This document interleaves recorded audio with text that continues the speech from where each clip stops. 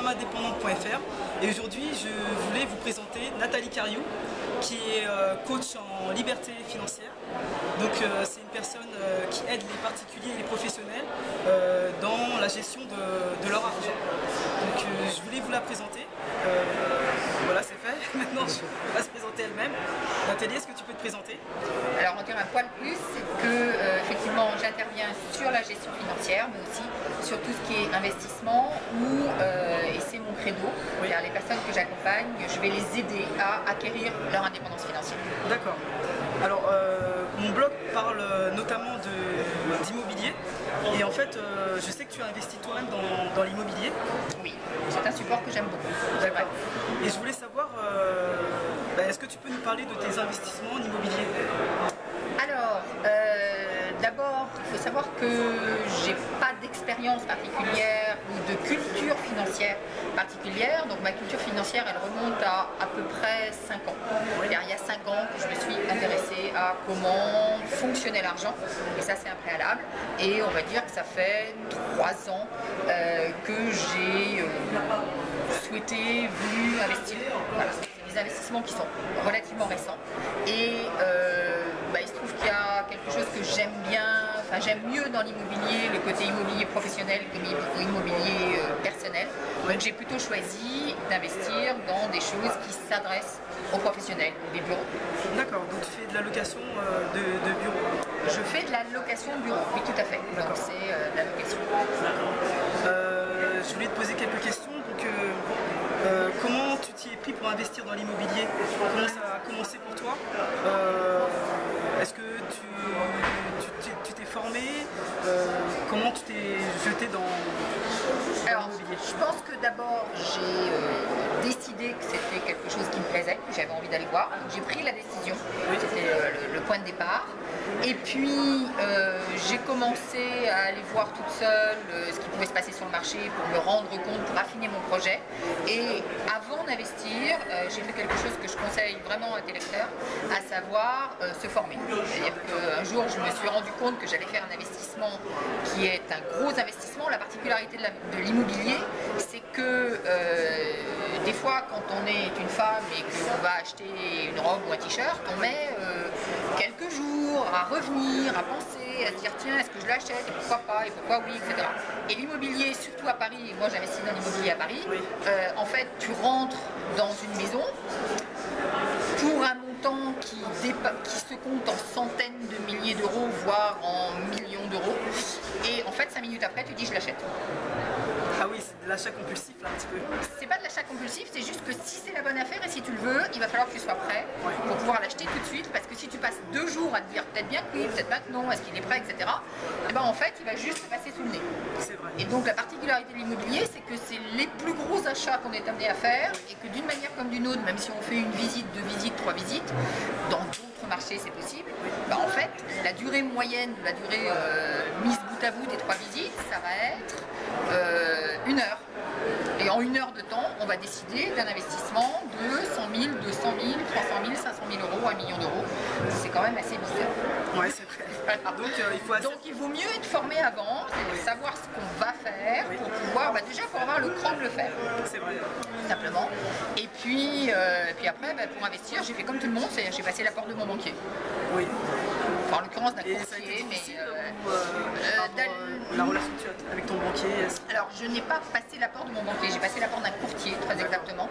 Il se trouve qu'en plus, j'avais un dossier qui était loin d'être le meilleur du monde, qui était même carrément pourri. Voilà.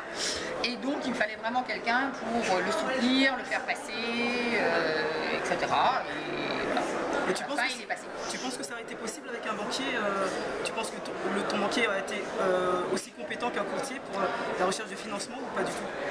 Oui, en définitive, alors c'est assez drôle d'ailleurs dans cette histoire, c'est que je suis passée par un courtier et j'ai fini par aboutir chez une dame qui était déjà ma banquière. Ah d'accord. Voilà, donc en fait c'est ma banquière qui m'a donné l'emprunt, oui. Mais en passant par des espèces de chemins de traverse, j'allais dire, le conseil c'est trouver le bon chemin du moment que ça passe, peu importe si tu traverses ou pas, du moment que ça marche. D'accord, tu as quand même pu tester un petit peu tu as fait jouer la concurrence entre les banquiers, les courtiers et tu as pu faire ton choix par rapport à tout ça? J'ai fait jouer la concurrence à partir du moment où on a un dossier à 5 pattes, et moi j'avais vraiment un dossier à 5 pattes parce que je faisais un investissement qui était énorme, avec des revenus qui n'étaient pas du tout conséquents à l'époque, avec un achat qui était un achat personnel mais pour le louer au niveau professionnel, enfin bon, c'était très mélangé. Et alors s'il y a un truc que les banquiers n'aiment pas, c'est les trucs qui ne rentrent pas dans les cases. C'est vrai. Pour la petite histoire, il y a quand même des banques auxquelles je suis allée, je suis allée les voir, et qui m'ont répondu ni je vous accorde pas l'emprunt, ils m'ont juste dit je peux rien faire pour vous parce que vous ne rentrez pas dans les cases. Et donc je ne peux pas remplir le dossier, et donc vous n'aurez pas d'emprunt chez moi parce que je ne peux pas remplir le dossier. Il faut juste y aller pour le croire, c'est juste pas possible. Voilà.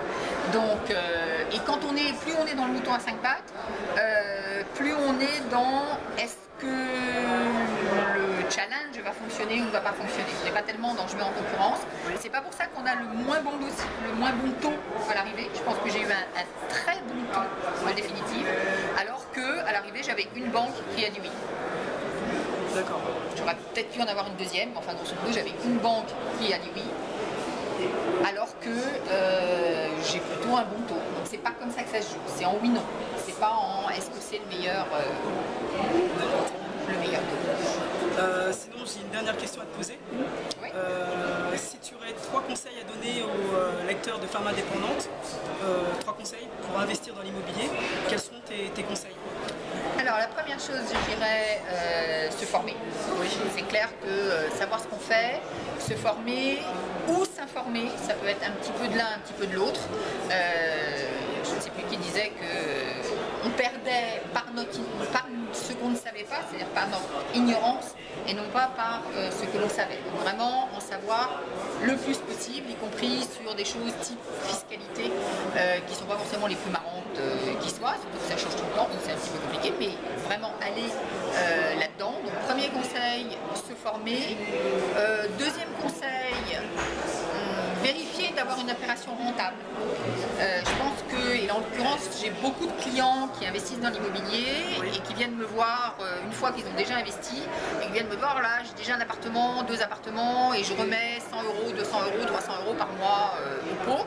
C'est juste pas des investissements immobiliers, c'est des trucs qui nous coûtent de l'argent. C'est faire attention d'avoir une opération au minimum neutre. D'accord. Donc l'idéal c'est de faire une opération pour faire en sorte que le loyer du locataire recouvre la mensualité du crédit. Plus les charges. Plus les charges, c'est vrai. Plus les charges et les impôts. Oui. Moi je pars du principe que si effectivement je dois remettre des charges tous les mois, je dois payer mes impôts parce que j'ai pas de quoi payer mes impôts avec ce que le locataire me paye, et ben c'est juste pas la peine que j'y aille. Donc mon critère à chaque fois que j'ai investi, c'est ce que je gagne couvre mon emprunt plus mes charges. D'accord. Et puis, troisième conseil, j'aurais tendance à dire, c'est ne pas écouter ce que la voisine de palier a à dire. Oui. Même si c'est un voisin de palier d'ailleurs. À savoir, ah oui, mais avec ce que tu gagnes, tu pourras jamais emprunter. Tu es déjà à 33%, tu peux pas avoir plus de sous. Oui. Compte tenu que tu n'es pas fonctionnaire, embauché depuis 10 ans et avec encore 50 ans de carrière devant toi, et ben c'est pas la peine de pousser la porte. On commence par pousser la porte et peut-être que le banquier va dire non, mais on est beaucoup plus avancé une fois qu'on a poussé la porte et que le banquier a dit non que quand on ne l'a pas poussé. Et c'est vrai que souvent ces gens sont assez démoralisants et ils prétendent donner des bons conseils, mais généralement ça démoralise un peu parce que finalement ils ne s'y connaissent pas sur le sujet et oui, ça démoralise un peu. Alors on peut imaginer que c'est par bonnes intentions, c'est pour essayer, c'est pour faire en sorte qu'on se casse pas la figure entre guillemets. C'est sûr. Mais ce qui se passe à l'arrivée, c'est qu'on ne fait pas ce que l'on aurait à faire, et je ne compte pas les dizaines ou les centaines de clients que j'ai aujourd'hui et qui me disent ah oui mais je croyais pas que, et en fait j'ai poussé la porte du banquier et il m'a dit que je pouvais emprunter 200 000, 300 000 euros. 200 000, 300 000 euros, c'est largement suffisant pour déjà faire un investissement conséquent. Donc voilà, Ne pas écouter la allez-y, voisine. ne pas écouter la voisine Et se et par renseigner par contre soi-même. pousser la porte du banquier. Voilà. Voilà. Mais écoute, merci beaucoup Nathalie de m'avoir accordé cette interview. Merci Cynthia, merci à toi. Voilà.